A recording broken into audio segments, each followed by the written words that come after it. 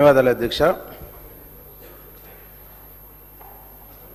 Budget పైన మాట్లాడే అవకాశం ఇచ్చినందుకు తమరికి ధన్యవాదాలు తెలియజేస్తూ, తెలంగాణ సబ్బండ వర్గాల సంక్షేమమే ధ్యేయంగా అద్భుతమైనటువంటి బడ్జెట్ను రూపొందించిన గౌరవ ముఖ్యమంత్రి గారికి, గౌరవ ఉప ముఖ్యమంత్రి గారికి ధన్యవాదాలు తెలియజేస్తున్నా అధ్యక్ష. ఈ బడ్జెటు తెలంగాణ ప్రజల ఆకాంక్షలకు అద్దం పడుతుంది అధ్యక్ష. సమాజంలో అత్యంత వెనుకబడిన వర్గాల అభ్యున్నతే ధ్యేయంగా ఈ బడ్జెట్ రూపకల్పన జరిగింది అధ్యక్ష. పేద మధ్యతరగతి వర్గాల ఆలోచనలను ఆచరణ కల్పించేదే ఈ బడ్జెట్ అధ్యక్ష. బడ్జెట్ అంటే కేవలం సంఖ్యల సమాహారం కాదు, ఇది ప్రజల ఆశల ఆకాంక్షలకు సూచికగా మా ప్రభుత్వం భావిస్తుంది అధ్యక్ష. బడ్జెట్ అనేది ప్రతి రూపాయ వెనుకబడిన కుటుంబానికి సంబంధించిన భవిష్యత్ అధ్యక్ష. పేదవాడి ఆశలుంటాయి, ఆడబిడ్డల ఆకాంక్షలు ఉంటాయి. వాటన్నిటినీ మిళితం చేసి మా ఆర్థిక మంత్రి ఈ 80 పేజీల బడ్జెట్కు ప్రాణం పోసింది అధ్యక్ష. ఎన్నో దశాబ్దాల కళ తెలంగాణ రాష్ట్రం అధ్యక్ష. తెలంగాణ రాష్ట్రం అమరుల త్యాగాల ఫలితం అధ్యక్ష. తెలంగాణ రాష్ట్రం ఏర్పడ్డదే నీళ్లు, నిధులు, నియామకాల కోసం అధ్యక్ష. ఇట్లాంటి ఆకాంక్షను అమ్మ సోనియమ్మ తెలంగాణ ప్రజల ఆకాంక్షలను నెరవేర్చి 16,000 కోట్ల నికర బడ్జెట్తో తెలంగాణ రాష్ట్రానికి జీవం పోచింది అధ్యక్ష. ఇట్లాంటి రాష్ట్రాన్ని సోనియా గాంధీ తెలంగాణ ప్రజలకు బహుమానంగా ఇస్తే గడిచిన 10 సంవత్సరాల్లో ఈ రాష్ట్రాన్ని అప్పుల కుప్పగా చేసి బకాయిల తెలంగాణగా మార్చి తెలంగాణను సర్వనాశనం చేసినటువంటి విషయాన్ని మీ ద్వారా ప్రజలకు గుర్తు చేస్తూ ఉన్న అధ్యక్ష.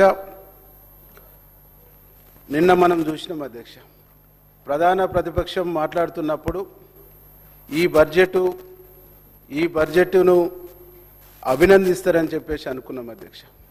కానీ తెలంగాణ రాష్ట్రం ఏర్పడిన తర్వాత 16,000 కోట్ల ఆదాయంతో ఈ రాష్ట్రాన్ని సోనియా గాంధీ గారు అందిస్తే అప్పులగా కుప్పగా ఈ రాష్ట్రాన్ని మార్చినటువంటి వాళ్ళు మా ఉప ముఖ్యమంత్రి గారు ప్రవేశపెట్టినటువంటి 4 బడ్జెట్ పత్రాలను చూపిస్తూ ఈ తెలంగాణ రాష్ట్ర ప్రజల్ని తప్పుదోవ పట్టించేటువంటి ఒక ప్రయత్నం చేశారు అధ్యక్ష. నిజాలు ప్రతిరోజు ప్రచారంలో ఉండాలి, లేదంటే అబద్ధం నిజంగా మారి రాష్ట్రాన్ని, ప్రజల్ని, దేశాన్ని, ప్రపంచాన్ని నాశనం చేస్తాయని చెప్పేసి ఒక నానుడి సామెత ఉంది అధ్యక్ష. జనరల్గా వాడుకంలో మనం వాడే నానుడి ఇది. ఇప్పుడు హరీష్ రావు గారు బడ్జెట్ పైన తన విషయాన్ని వెళ్ళగక్కుతున్నప్పుడు నాకు ఈ మాట గుర్తుకొచ్చింది అధ్యక్ష. అందుకే ఇప్పుడు నిజాలు చెప్పాలనుకుంటున్నా అధ్యక్ష. లేకపోతే హరీష్ రావు గారు చెప్పినటువంటి తప్పుల్నే నిజంగా నమ్మేటువంటి అవకాశం ఉంది అధ్యక్ష. మీకు ఒక చిన్న మీ అనుమతితోని ఒకటి చెప్తున్నా అధ్యక్ష. గత ప్రభుత్వంలో 10 బడ్జెట్లు ప్రవేశపెట్టారు అధ్యక్ష. మొట్టమొదట 2014-15లో 1,638 కోట్లతోని బడ్జెట్ ప్రవేశపెట్టిండ్రు అధ్యక్ష. అప్పుడు ఆనాడు నేను కూడా ఈ సభలో ఉన్న అధ్యక్ష. జానారెడ్డి గారు అక్కడ కూర్చొని ఈ బడ్జెట్లో కనీసం 70% కూడా మీరు ఖర్చు చేయలేరు, మీరు పెట్టినటువంటి బడ్జెట్ వాస్తవికకు దూరంగా ఉందని చెప్పేసి ఆనాడు మాట్లాడితే మేము చేసి చూపిస్తామన్నారు అధ్యక్ష. కానీ వాళ్ళు ఖర్చు పెట్టింది ఎంత అధ్యక్ష? 61.9% మాత్రమే ఖర్చు పెట్టింది అధ్యక్ష. అట్లాగే 2015-16, 2016-17, 2017-18, 2019, అట్లాగే 2019, 20, 21, 22, 23 ఇట్లా చెప్పుకుంటూ పోతే 24 వరకు వీళ్ళు ఇచ్చినటువంటి బడ్జెట్లో 100% ఎక్కడ కూడా ఖర్చు పెట్టినటువంటి దాఖలాలు లేవు అధ్యక్ష. కానీ ఈరోజు మా బడ్జెట్ పత్రాలను చూపిస్తూ పదే అబద్ధం చెప్పడం ద్వారా ఈ సభను తప్పుదోవ పట్టించేటువంటి ఒక ప్రయత్నం చేశారు అధ్యక్ష. ఒకటి రాష్ట్రాలు కానీ దేశాలు కానీ ప్రవేశపెట్టినటువంటి బడ్జెట్లు మొత్తంగా ఎక్కడ కూడా 100% ఖర్చు కావు అనేటువంటి ఒక విషయం, ఈ సత్యం అందరికీ తెలుసు అధ్యక్ష. సత్యం తెలిసి కూడా వాస్తవం తెలిసి కూడా గతంలో ఆర్థిక శాఖ మంత్రిగా చేసినటువంటి అనుభవం ఉన్నటువంటి వ్యక్తి ఇలా సభను తప్పుదోవ పట్టించడం సరికాదు అని చెప్పేసి ఈ సందర్భంగా నేను గుర్తు చేస్తా ఉన్నాను అధ్యక్ష. ఈరోజు కాంగ్రెస్ ప్రభుత్వం కొలువులకు సంబంధించినటువంటి దాని గురించి మాట్లాడారు అధ్యక్ష. ఇట్లా చెప్పుకుంటూ పోతుంటే రైతులకు సంబంధించినటువంటి అంశం మాట్లాడాడు. కానీ రైతులకు ఖమ్మంలో మిర్చి రైతులకు బేడీలు వేసినటువంటి వాళ్ళు ఎవరు అధ్యక్ష? బేడీలు వేసి ఖమ్మంలో మిర్చి రైతుల్ని జైలుకు పంపించినటువంటి వాళ్ళు గత పాలకులు, గత ప్రభుత్వం కాదా అధ్యక్ష? ఈరోజు దాన్ని మాకు ఆపాదించేటువంటి మా ప్రభుత్వం మీద నెట్టేటువంటి ఒక ప్రయత్నం చేస్తున్నారు అధ్యక్ష. మాది రైతు ప్రభుత్వం, రైతు సంక్షేమాన్ని కోరుకునేటువంటి ప్రభుత్వం, రైతు మేలును కోరుకునేటువంటి ప్రభుత్వం అధ్యక్ష. వీళ్ళు గతంలో చెప్పారు రైతును రాజు చేస్తామన్నారు, క్రాప్ కాలనీలు అన్నారు. ఇవన్నీ ఏమైపోయినాయి అధ్యక్ష? వీళ్ళు చెప్పిన మాటలు విని, వీళ్ళు చెప్పిన మాటలు నమ్మి క్రాప్ కాలనీలు అని చెప్పేసి ఎదురు చూసి అందుకే కదా రైతులు అప్పుల పాలైంది అధ్యక్ష. ఆ అప్పులకు 20,000 కోట్ల పైచిలకు అప్పులకు రుణాలు మాఫీ చేసింది మా ప్రభుత్వం కదా అధ్యక్ష. ఈ వాస్తవం తెలిసి, ఈ సత్యం తెలిసి కూడా సభను తప్పుదోవ పట్టియటం సరైనటువంటిది కాదు అని చెప్పేసి మేము ఈ సందర్భంగా గుర్తు చేస్తున్నాం అధ్యక్ష. కౌలు రైతుల గురించి వీళ్ళు మాట్లాడారు, కౌలు రైతుల గురించి మాట్లాడారు.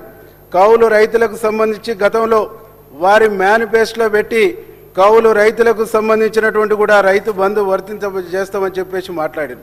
ఇదే సభలో వారు మాట్లాడినారు 2021లో ఇదే సభలో అప్పటి ముఖ్యమంత్రి గారు కౌలు రైతుల్ని రైతులుగా ఎట్లా గుర్తిస్తాం, వారికి పాస్బుక్లు ఉన్నాయా, వారికి ఏ ఆధారం ఉందని ఇస్తాం, ఇది సత్యదూరమైనటువంటి అంశం అని చెప్పేసి మాట్లాడింది ఆనాటి ముఖ్యమంత్రి అనేటువంటి విషయాన్ని కూడా ఈ సందర్భంగా గుర్తు చేస్తా ఉన్నారు అధ్యక్ష. వీళ్ళు మేనిఫెస్టోలో పెట్టేది ఒకటి, అసెంబ్లీలో చెప్పేది ఒకటి, బయట మాట్లాడేది ఒకటి. కాబట్టి వీళ్ళు మాట్లాడుతున్నటువంటి మాటలన్నీ కూడా సత్యదూరమైనటువంటి మాటలు, అవాస్తవమైనటువంటి మాటలు. వీళ్ళు మాట్లాడుతున్నటువంటి దాంట్లో సత్యం లేదనేటువంటి విషయాన్ని ఈ సందర్భంగా గుర్తు చేస్తున్నా అధ్యక్ష. ఈరోజు మా ముఖ్యమంత్రి గారు, మా ప్రభుత్వం రైతుల పట్ల ఒక మొక్కవోని దీక్షతోని రైతాంగం కోసం పనిచేస్తున్నటువంటి విషయాన్ని జీర్ణించుకోలేక వీళ్ళు చేస్తున్నటువంటి విషయాన్ని ఈ సందర్భంగా నేను గుర్తు చేస్తా ఉన్నది అధ్యక్ష. నిరుద్యోగుల విషయంలో శ్రీశ్రీ భాషలో ఒక కవిత చదివారు అధ్యక్ష. ఏమని? ఈ కాంగ్రెస్ పాలన వచ్చిన తర్వాత నిరుద్యోగం అధ్యక్ష వీళ్ళు చెప్తున్నారు మేము 67,000 పైచులకు ఉద్యోగాలు ఒక సంవత్సరంలో ఇచ్చినామంటే దీని మీద కూడా శ్రీశ్రీ కవితను చదువుతూ తను చెప్పడం జరిగింది అధ్యక్ష. వాళ్ళకు చిత్తశుద్ధి ఉంటే ఎన్నికల ముందు మీకు నోటిఫికేషన్ ఇచ్చిర్రు, మీకు చిత్తశుద్ధి ఉంటే ఎన్నికల్లో మీరు దాన్ని వాడుకోవాలనేటువంటి చిత్తశుద్ధే కాక మీరుంటే మీరు ఎందుకు ఉద్యోగాలు ఇవ్వలేదు? మీరు నోటిఫికేషన్ వేసింది ఇదంతా కూడా ఫేక్ అనేటువంటిది అర్థమైంది కదా.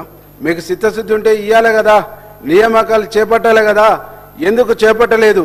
మాకు చిత్తశుద్ధి ఉంది కాబట్టి ఈరోజు 67,000 పైచిలకు ఉద్యోగాల నియామకాలు మా ప్రభుత్వం, మా ముఖ్యమంత్రి గారు చేపట్టింది అనేటువంటి విషయాన్ని చాలా గర్వంగా చెప్పుకుంటున్నాం అధ్యక్ష. మీరు విద్యారంగాన్ని ఏదైతే తెలంగాణ ఉద్యమానికి ఊపిరిలూదినటువంటి ఉస్మానియా యూనివర్సిటీ ఉందో ఆ యూనివర్సిటీలో రిటైర్మెంట్లు తప్ప రిక్రూట్మెంట్ చేసినటువంటి దాఖలాలు లేవు. రిటైర్మెంట్ అవటం తప్ప ఒక్కరు కూడా రిక్రూట్మెంట్ చేసినటువంటి దాఖలాలు లేవు. గెస్ట్ ఫ్యాకల్టీ కాంట్రాక్ట్ బేసిక్ మీద రకరకాల పద్ధతుల్లో హైయర్ ఎడ్యుకేషన్ మొత్తం కూడా నిర్వీర్యం చేసిండ్రు, నాశనం చేసిండ్రు. దాన్ని ఒక కుప్పలాగా మార్చినటువంటి ఒక పరిస్థితుల్లో ఇవాళ ఎడ్యుకేషన్ను గొప్పగా తీర్చిదిద్దడం కోసం మా ముఖ్యమంత్రి గారు ఉస్మానియా యూనివర్సిటీ కోసం, ఉస్మానియా యూనివర్సిటీని గొప్పగా తీర్చిదిద్దడం కోసం ఉస్మానియా యూనివర్సిటీ ఆర్ట్స్ కాలేజ్ మెట్ల మీద నిలబడి గర్వంగా 1,000 కోట్ల రూపాయలతో ఉస్మానియా యూనివర్సిటీని ఇలా గొప్పగా తీర్చిదిద్దేటువంటి ఒక ప్రయత్నం చేస్తూ ఉంటే దాన్ని కూడా ఇవాళ మీరు జీర్ణించుకోలేనటువంటి ఒక పరిస్థితి ఉన్నదనేటువంటి ఒక విషయాన్ని ఈ సందర్భంగా మేము గుర్తు చేస్తా ఉన్నాం అధ్యక్ష. నీళ్లు నిధులు నియామకాలు, నీళ్లు నిధులు చేస్తామన్నా 10 ఏళ్లలో మీరు చేయలేదు, 10 ఏళ్ళు మీరు పట్టించుకోలేదు, 10 ఏళ్ళు ఎడ్యుకేషన్ నాశనం చేసిర్రు. కాబట్టి ఇలా బాగు చేసేటువంటి ఒక ప్రయత్నం చేస్తూ ఉన్నాం అనేటువంటి ఒక విషయాన్ని ఈ సందర్భంగా గుర్తు చేస్తూ ఉన్నా అధ్యక్ష. ఈరోజు ముఖ్యంగా ఇది ప్రజల కోసం ప్రవేశపెట్టినటువంటి సంక్షేమ బడ్జెట్ అధ్యక్ష. ఈ బడ్జెట్లో దాదాపు 1,00,000 కోట్ల పైచిలకు సంక్షేమం కోసమే మా ప్రభుత్వం కేటాయించింది అనేటువంటి దానికి మేము చాలా గర్వపడుతున్నాం అధ్యక్ష. ముఖ్యంగా ఈరోజు సంక్షేమ రంగానికి చూస్తే రైతు భరోసా కింద 18,000 కోట్లు ఇచ్చినటువంటి ప్రభుత్వం మా ప్రభుత్వం అని చెప్పేసి గర్వంగా చెప్తా ఉన్నాం అధ్యక్ష. చేయూత కోసం 14,861 కోట్లు ఇచ్చింది. ఇందిరమ్మ ఇండ్ల కోసం 5,500 కోట్లు ఇచ్చింది. గతంలో ఇందిరమ్మ ఇండ్లు గతంలో 10 సంవత్సరాల్లో పరిపాలించినటువంటి వాళ్ళు డబల్ బెడ్రూమ్ ఇండ్లు అన్నారు అధ్యక్ష. అల్లుడు వస్తే ఆడుండాలి, చుట్టం వస్తే బిడ్డ వస్తే ఆడుండాలి, గొర్రెలాడ బర్రెలాడ అని చెప్పేసి మాట్లాడి కానీ ఇండ్లు ఇచ్చినటువంటి దాఖలు ఎక్కడక్కడ కొన్ని చోట్ల ఇండ్లు కట్టిరు. ఆ ఇండ్లు కట్టి కూడా గాలి కొదిలేసిరు తప్ప కమిట్మెంట్ లేదు, చేయాలనే తపన లేదు. ఈరోజు మాకు ఆ కమిట్మెంట్ ఉంది కాబట్టి రాష్ట్రంలో దాదాపుగా 4,50,000 ఇండ్లు ఇందిరమ్మ ఇండ్లని ఈరోజు పేదవాళ్ళ కలను నెరవేరుస్తున్నటువంటి ప్రభుత్వం, నెరవేరుస్తున్నటువంటి ముఖ్యమంత్రి మా ముఖ్యమంత్రి అని చెప్పేసి గర్వంగా చెప్పుకుంటున్నాం అధ్యక్ష. మహాలక్ష్మి కింద ఫ్రీ బస్సు దీన్ని కూడా కామెంట్ చేసిరు అధ్యక్ష. ఇవాళ బస్సులలో పోతున్నప్పుడు ఒక మహిళలు ఆ బస్సును ఒక సౌకర్యంగా ఆ బస్సులో పోతున్నటువంటి తన జీవితంలో తన వృత్తిలో ఒక భాగంగా ఒక అక్క చిన్న మల్లెపూలు అల్లుకుంటే దాన్ని కూడా కామెంట్ చేశారు అధ్యక్ష. ఆ బస్సులో పని చేసుకుంటుంటే కూడా వీళ్ళకు శ్రమజీవుల పట్ల మహిళల పట్ల ఉన్న గౌరవం అదే అని చెప్పేసి ఈ సందర్భంగా గుర్తు చేస్తా ఉన్నారు. అదే మహిళలు ఈరోజు ముఖ్యమంత్రి గారు ఇచ్చినటువంటి మహాలక్ష్మి స్కీమ్ కింద ఫ్రీ బస్సుల్లో తిరుగుతున్నటువంటి మహిళలందరూ కూడా ఇవాళ మా ముఖ్యమంత్రి గారిని ఒక పెద్దన్నగా భావిస్తున్నారు అధ్యక్ష. ఏ కష్టం వచ్చినా, ఏ బాధ వచ్చినా, ఏ పని ఉన్నా స్వేచ్ఛగా మేము ఎక్కడికైనా ఫ్రీగా ప్రయాణం చేయొచ్చు అనేటువంటి ఒక పద్ధతుల్లో ఇలా ప్రజలు భావిస్తున్నారు అనేటువంటి విషయాన్ని ఈ సందర్భంగా గుర్తు చేస్తా ఉన్నా అధ్యక్ష. దాంతోపాటుగా రైతు భరోసా కింద రైతులకు బోనస్ 3,500 కోట్లు ఈ బడ్జెట్లో పెట్టడం జరిగింది అధ్యక్ష. అయితే గతంలో రైతులు సంబంధించినటువంటి వరి వేసుకుంటే ఉరి అన్నారు, వరి పంట పండించే వ్యవసాయం వరి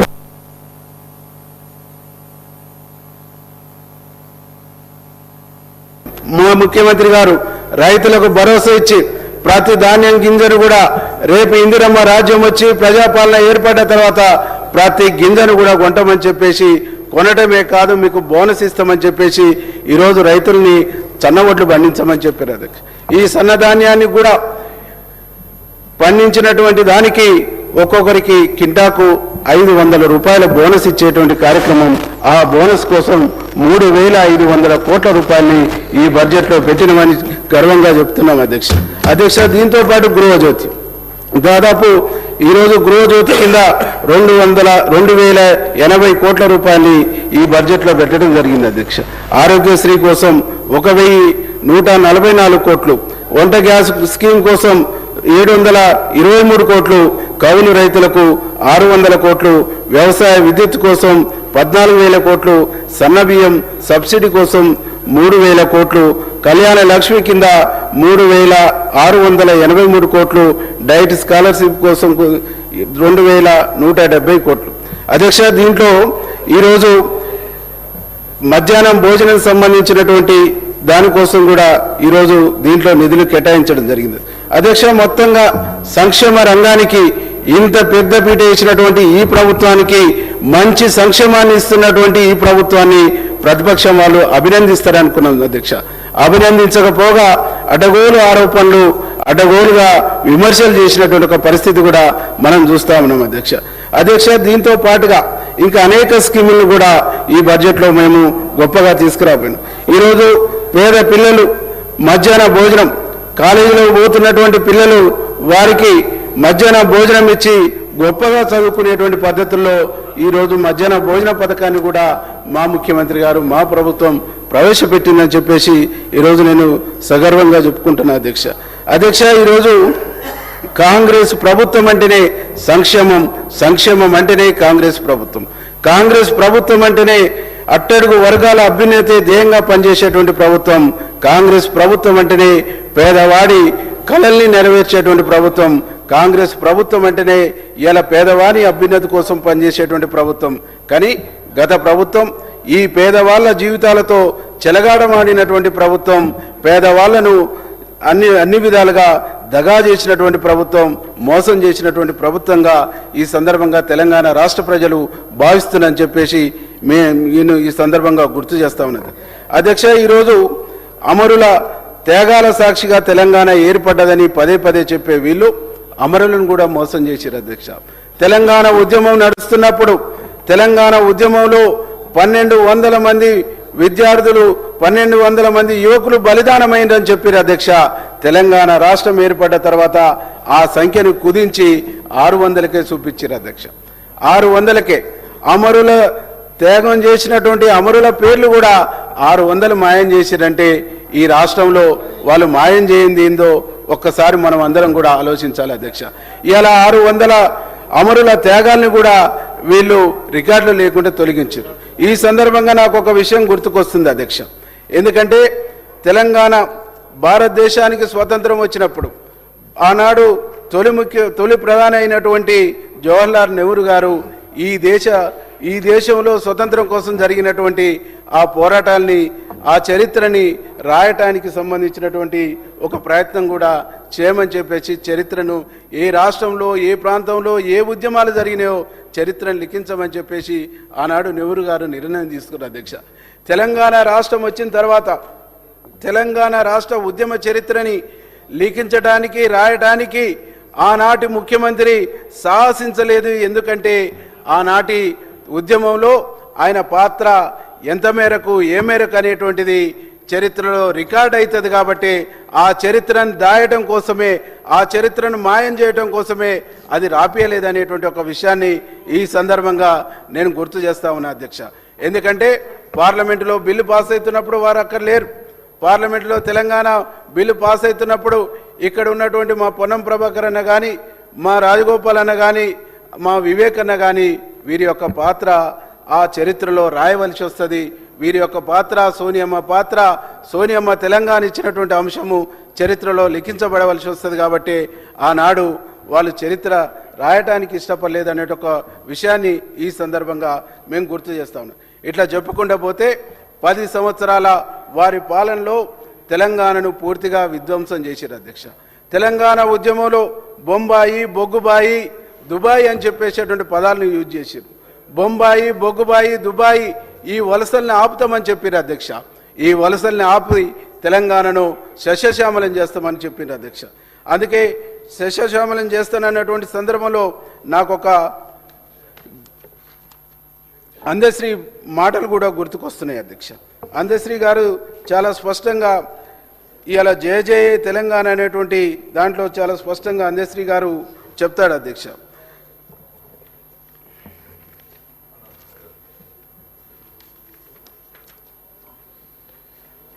పచ్చని మా గానాల్లో పసిడి విసిరిలు నిండాలి, సుఖశాంతులతో తెలంగాణ సుభిక్షంగా ఉండాలి, స్వరాష్ట్రమై తెలంగాణ స్వర్ణయుగం కావాలని. అధ్యక్ష, అందశ్రీ గారు కోరుకుంది స్వరాష్ట్రమై తెలంగాణ స్వర్ణయుగం కావాలన్నారు. కానీ అక్కడ ఎవరు స్వర్ణయుగం అయినరు? అధ్యక్ష, తెలంగాణ అయిందా? కొంతమంది వ్యక్తులు స్వర్ణయుగం అయినరా?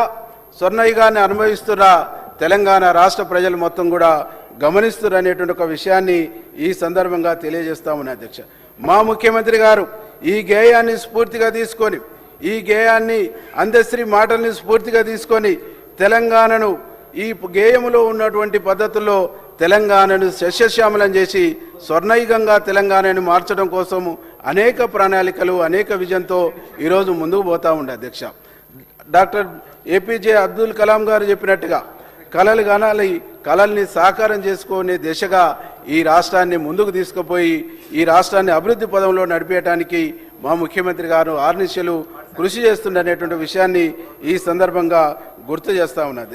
అధ్యక్ష, ముఖ్యంగా ఈరోజు ఒక విజన్తో తెలంగాణ రాష్ట్రాన్ని 2047 నాటికి $3 ట్రిలియన్ ఎకనామీగా తెలంగాణను తీర్చిదిద్దడానికి, తెలంగాణను మార్చడానికి ఈరోజు మా ముఖ్యమంత్రి గారు ఒక విజన్తో ముందుకు పోతుండనేటువంటి విషయాన్ని ఈ సందర్భంగా గుర్తు చేస్తూ ఉన్నాడు. అప్పుడు 2047 నాటికి $3 ట్రిలియన్ ఎకానమీ రాష్ట్రం మారినప్పుడు నిజంగా ముఖ్యమంత్రి గారు అందశ్రీ మాట్లాడినటువంటి మాటల్ని నిజం చేసి సాకారం చేసేటువంటి ముఖ్యమంత్రిగా చరిత్రలో నిలుస్తాడనేటువంటి ఒక విషయాన్ని ఈ సందర్భంగా మీకు గుర్తు చేస్తా ఉన్నాను అధ్యక్ష. ఇంకా వారు తీసుకొచ్చినటువంటి అనేక స్కీములు, ఏ స్కీమ్ తీసుకొచ్చినా స్కామే అధ్యక్ష. ఈరోజు మిషన్ భగీరథ పేరుతోని దాదాపు 60-80 వేల కోట్లతోని ఇంటింటికి నల్లాలన్నారు అధ్యక్ష. ప్రతి ఇంటికి నల్లా బిగిస్తామన్నారు. ఆవాస గ్రామాల వరకు, ఆవాస గూడాల వరకు కూడా ఇంటింటికి నల్లతో నీళ్ళు ఇస్తామన్నారు. ఏ ఒక్క ఇంటికి నల్లతో నీళ్ళు ఇవ్వకున్నా వచ్చే ఎన్నికల్లో పోటీ చేయమని చెప్పి అధ్యక్ష. ఈ రాష్ట్రంలో మీరు ఇక్కడి నుంచి ఎవరినన్నా పంపించి చూస్తే ఇంటింటికి నల్లతో నీళ్లు వస్తున్నాయా లేవా అనేటువంటిది మనకు చాలా స్పష్టంగా అర్థమవుతుంది. దానికోసం ఎన్ని డబ్బులు తలగేసారు అధ్యక్ష? అదే 9 ఎత్తిడి దగ్గర కట్టవలసినటువంటి కాళేశ్వరాన్ని రీడిజైనింగ్ పేరుతో ఒకవేళ రీడిజైనింగ్ చేస్తే కూడా 10%, 15% పెరగాలి అధ్యక్ష. కానీ 70-80 వేల కోట్లు పెంచేసి ఈరోజు ప్రజాధనాన్ని వృధా చేసిరు అధ్యక్ష. ఇట్లా వీళ్ళు చేసినటువంటి అన్యాయము, వీళ్ళు చేసినటువంటి మోసాలు, వీళ్ళు చేసినటువంటి ఆర్థిక దుబారతోని ఈ రాష్ట్రం 6 లక్షల పైచిలకు కోట్ల అప్పుతో ఈ రాష్ట్రం ముఖ్యమంత్రిగా మా రేవంత్ అన్న ముఖ్యమంత్రిగా బాధ్యతలు చేపట్టే నాటికి అప్పుల రాష్ట్రంగా తన చేతిలో పెట్టారు. మళ్ళీ దాంతోపాటు కార్పొరేషన్లకు వచ్చినటువంటి అప్పులు వేరు. ఇవన్నీ కలిపితే కూడా 8 లక్షల కోట్ల పైచిలకు అప్పులతో ఈ రాష్ట్రాన్ని తన చేతిలో పెడితే తను శక్తివంతుడు, ధైర్యవంతుడు కాబట్టి ఈ అప్పుల భారాన్ని మోస్తూ కూడా ఈ రాష్ట్రాన్ని చక్కదిద్దాలి, ఈ రాష్ట్రాన్ని బాగు చేయాలి, ఈ రాష్ట్ర ప్రజలను అభివృద్ధి పదంలో తీసుకుపోవాలి, ఈ రాష్ట్ర ప్రజలకు సంక్షేమాన్ని అందించాలి. ఇది నా బాధ్యత. ఈ బాధ్యతతోనే ప్రజలు నాకు ఈ ముఖ్యమంత్రి పీఠాన్ని ఇచ్చిందనేటువంటి ఒక బాధ్యతంగా ముఖ్యమంత్రి గారు ముందుకు పోతుంటే అక్కడ ఉన్నటువంటి ప్రతిపక్షాలు అభినందించవలసింది పోయి అనేక రకాల నిర్మాణాత్మకమైనటువంటి సూచనలు చేయవలసింది పోయి ఈరోజు అడ్డగోలుగా మాట్లాడుతున్నటువంటి ఒక తీరును తెలంగాణ సమాజం ఇవాళ గమనిస్తుందనేటువంటి ఒక విషయాన్ని ఈ సందర్భంగా మీకు గుర్తు చేస్తా ఉన్నాను అధ్యక్ష. వీళ్ళు గౌరవ ముఖ్యమంత్రి గారు ముఖ్యమంత్రిగా బాధ్యతలు చేపట్టిన నాటి నుంచి నిత్యం విసంజిమ్మటమే, నిత్య విష ప్రచారమే, ఏ దాని మీద కూడా సత్యం కానీ అసత్యాలు మాట్లాడేటువంటి ఒక కార్యక్రమానికి వీళ్ళు శ్రీకారం చుట్టిరు అధ్యక్ష. ఈరోజు పాలమూరు వలసలు వాపసు వస్తాయని చెప్పారు. పాలమూరు ప్రాజెక్టుల్ని కూర్చేసుకొని కూర్చొని పూర్తి చేస్తామని చెప్పారు అధ్యక్ష. ఏం చేసిరు అధ్యక్ష? పాలమూరులో వలసలు వాపసు అయినాయా? పాలమూరులో వలసలు తగ్గినాయా? 2-3 నియోజకవర్గాలకు కొద్ది మేరకు ఆనాడు రాజశేఖర రెడ్డి గారి పీరియడ్లో పూర్తి చేసినటువంటి ప్రాజెక్టులకు మోటార్లు బిగించి నీళ్లు పోపించిన తప్ప చేసింది ఏం లేదు అధ్యక్ష. నిన్ననే మా విప్పు గారు ఎన్ఎంసీ నన్న మేము మాట్లాడుతుంటే చెప్పింది 7 సంవత్సరాలు కరువు ఉన్నప్పుడు పాలమూరులో గునుగు పువ్వుల్ని కూడా కూరగా వండుకొని తిన్నటువంటి ఒక దయనీయమైనటువంటి పరిస్థితి పాలమూరు పరిస్థితి అధ్యక్ష. అట్లాంటి పాలమూరుని ఏమైనా మార్పు తీసుకొచ్చిరా? పాలమూరును మార్చడానికి వీళ్ళు ఏమైనా ప్రయత్నం చేసిరా అంటే ఇలా వాళ్ళు చేసింది శూన్యం అధ్యక్ష. ఈరోజు ముఖ్యమంత్రిగా రేవంత్ అన్న బాధ్యతలు చేపట్టిన తర్వాత పాలమూరులో ప్రాజెక్టుల కోసం ప్రణాళికలు తయారై వేగంగా పనులు చేయడానికి ప్రాసెస్ నడుస్తుంది అనేటువంటి ఒక విషయాన్ని ఈ సందర్భంగా నేను గుర్తు చేస్తా ఉన్నా అధ్యక్ష. దాంతోపాటుగా మా డిండి ప్రాజెక్టును దక్షిణ తెలంగాణను మొత్తం కూడా ఎడారిగా మార్చారు. దక్షిణ తెలంగాణ ప్రాజెక్టులను పట్టించుకోలేదు. దక్షిణ తెలంగాణ రైతుల నోట్లలో మన్ను కొట్టిరు. దక్షిణ తెలంగాణకు బీఆర్ఎస్ ఒక శాపంగా మారిందనే ఒక విషయాన్ని ఈ సందర్భంగా నేను గుర్తు చేస్తా ఉన్నా అధ్యక్ష. ఈరోజు మా ప్రభుత్వం వచ్చిన తర్వాత డిండి పనులు వేగంగా అవుతూ ఉన్నాయి. అట్లాగే మా బ్రాహ్మణ వెల్లాముల లాంటి ప్రాజెక్టు కొన్ని గ్రామాలకు మేము నీళ్ళు ఇచ్చుకోగలిగినాం. అట్లాగే పిల్లాయిపల్లి, ధర్మారెడ్డి కాలువల పనులు కూడా వేగంగా చేసుకోగలుగుతా ఉన్నాం. కాబట్టి ఇది సంక్షేమ ప్రభుత్వం, ఇది రైతు ప్రభుత్వం, ఇది అన్ని విధాలుగా సంక్షేమాన్ని, రైతాంగాన్ని, విద్యారంగాన్ని, వైద్య రంగాన్ని అన్ని విధాలుగా ఈ ప్రభుత్వం అత్యధిక ప్రాధాన్యత ఇస్తూ ఈ ప్రభుత్వం ముందుకు పోతుందనేటువంటి విషయాన్ని సగర్వంగా చెప్తా ఉన్నా అధ్యక్ష. ఈ సందర్భంగా ఆ పక్కన ఉన్నటువంటి ప్రతిపక్షాలకు నేను ఒకటే చెప్పదలుచుకున్నా అధ్యక్ష. వారు ఇకనైనా రియలైజేషన్ కావాలి, ఇకనైనా వాళ్ళు రియాలిటీగా మాట్లాడితే ప్రజలు కొద్దిలో గొప్పనన్న వాళ్ళ గురించి ఆలోచన చేస్తారనేటువంటి ఒక విషయాన్ని ఈ సందర్భంగా గుర్తు చేస్తా ఉన్నది అధ్యక్ష. మన మా సీతక్క గారు మాట్లాడుతున్నటువంటి సందర్భంలో క్వశ్చన్ అవర్లో అక్కడ నుంచి కేటీఆర్ గారు ఒక మాట అన్నారు. ఇక్కడ మహిళలకు సంబంధించి 57,000 కోట్ల వడ్డీ లేని రుణాలు ఇస్తే నేను రాజీనామా చేస్తానని చెప్పింది అధ్యక్ష. 57,000 కోట్ల వడ్డీ లేని రుణాల్ని ఇచ్చినామని చెప్పిన తర్వాత మళ్ళీ ఆ మాట నుంచి తప్పుకుండా అధ్యక్ష. కాబట్టి వీళ్లకు మాట్లాడటం తప్ప మాట మీద నిలబడేటువంటి తత్వం లేనటువంటి పార్టీ బీఆర్ఎస్ పార్టీ. మాట్లాడటం తప్ప మాట తప్పేటువంటి పార్టీ అంటే ఈరోజు బీఆర్ఎస్ పార్టీ అనేటువంటి ఒక విషయాన్ని ఈ సందర్భంగా గుర్తు చేస్తా ఉన్నా అధ్యక్ష. వీళ్ళ విధానాలు ఎట్లున్నాయంటే దొంగే దొంగ దొంగ అన్నట్లుగా ఉన్నాయి అధ్యక్ష. నియామకాల విషయంలో కానీ వీళ్ళ వాదన ప్రతి విషయంలో కూడా అట్లనే ఉంది అధ్యక్ష. దాదాపుగా ఈరోజు నిరాశ నిస్పృహలో ఉన్న నిరుద్యోగులకు ఒక భరోసా ఇస్తున్నటువంటి ప్రభుత్వం మా ప్రభుత్వం. భరోసా కల్పిస్తున్నటువంటి ముఖ్యమంత్రి మా ముఖ్యమంత్రి అనేటువంటి ఒక విషయాన్ని ఈ సందర్భంగా నేను గుర్తు చేస్తా ఉన్నా అధ్యక్ష. దీంతో పాటుగా ఇంకా ఈ రాష్ట్రంలో ప్రజల ఆకాంక్షలకు ప్రత్యేకంగా ఈ రాష్ట్రం ఏర్పడినటువంటి ఆకాంక్షను వారు నెరవేర్చలేదు కాబట్టి నెరవేర్చేటువంటి ఒక ప్రయత్నాన్ని నెరవేర్చేటువంటి ఒక కార్యక్రమాన్ని మా ముఖ్యమంత్రి గారు చేపడుతుండనేటువంటి ఒక విషయాన్ని గర్వంగా చెప్తూ ఇంకా అనేక అంశాలు ఉన్నాయి అధ్యక్ష. వాళ్ళు మాట్లాడిన తీరు, వాళ్ళు మాట్లాడినటువంటి మాటలు, వాళ్ళు చేసినటువంటి కిట్ సైజు ఇవన్నిటి కూడా మేము చెప్పుకుంటూ పోతే మేము కూడా మాట్లాడతాం అధ్యక్ష. కానీ మా ముఖ్యమంత్రి గారు ఏదున్నా మీరు లౌక్యంగా మాట్లాడాలి అనేటువంటిది చెప్పింది కాబట్టి మేము వాటి జోలికి వెళ్ళట్లేము అధ్యక్ష. వాళ్ళు మాట్లాడే తీరు అనేక పద్ధతుల్లో ఈ ప్రభుత్వాన్ని కిట్సైజ్ చేయడంతో పాటు ఈ ప్రభుత్వం మీద శాపనార్థాలు పెట్టేటువంటి ఒక కార్యక్రమానికి వాళ్ళు శ్రీకారం చుట్టారు అధ్యక్ష. ఎందుకంటే ఈ ప్రభుత్వానికి ప్రజల్లో వస్తున్నటువంటి ఆదరణ, ఈ ప్రభుత్వాన్ని ప్రజలు ఆదరిస్తున్నటువంటి తీరు అది 2023-24 తర్వాత వచ్చినటువంటి ఎంపీ ఎన్నికల్లో వాళ్ళకు 0, ఆ తర్వాత సర్పంచ్ ఎన్నికల్లో, ఆ తర్వాత వచ్చినటువంటి మొన్న మున్సిపాలిటీ ఎన్నికల్లో ఇవన్నిట్లో కూడా ప్రజలు వాళ్ళను విశ్వసించే పరిస్థితిలో లేరు. ప్రజల్లో వాళ్ళు విశ్వాసాన్ని కోల్పోయారు కాబట్టి వాళ్ళు విశ్వాసాన్ని కోల్పోయి ఈర్ష్యతోని అక్కస్తోని ఈ ప్రభుత్వం పైన ఈ బడ్జెట్ పైన మాట్లాడుతున్నటువంటి ఒక విషయాన్ని ఈ సందర్భంగా నేను గుర్తు చేస్తా ఉన్నా అధ్యక్ష.